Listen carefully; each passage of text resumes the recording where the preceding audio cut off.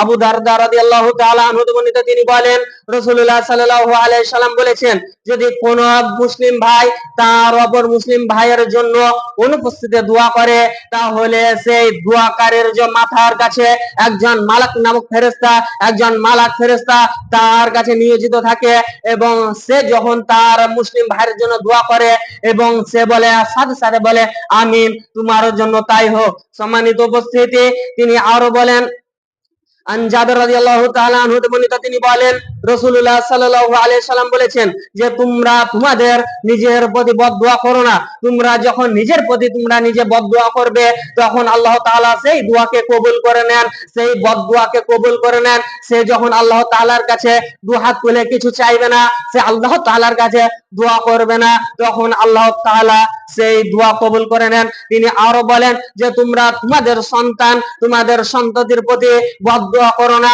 এবং আল্লাহ তাআলা সেই বদদুয়া কবুল করে নেন। সেই বদদুয়া যখন তিনি সেই আল্লাহ তাআলার কাছে সেই ব্যক্তি আর কিছু চাইবে না, আল্লাহ তাআলার কাছে দুহাত তুলে চাইবে না, আল্লাহ তাআলা সেই যে তার সন্তানের প্রতি বদদুয়া করেছিল সেই বদদুয়া কিন্তু আল্লাহ তাআলা কবুল করে নেন। তিনি আরো বলেন যে তোমরা তোমাদের ধন সম্পদের প্রতি বদদুয়া করো না, আল্লাহ তাআলা সেই বদদুয়া কবুল করে নেন।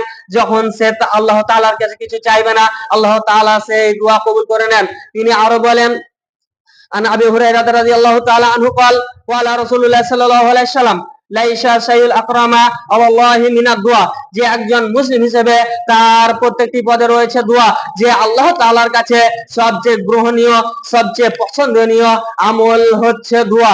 তাহলে অতরা হাদিস দ্বারা বোঝা যাচ্ছে যে আল্লাহ তাআলার কাছে দোয়ার চাইতে আর গুরুত্বপূর্ণ ইবাদত কিছু হতে পারে না। এই দোয়া হচ্ছে আল্লাহ তাআলার কাছে সবচেয়ে পছন্দনীয়, সবচেয়ে গ্রহণীয় আমল হচ্ছে দোয়া। তিনি আরো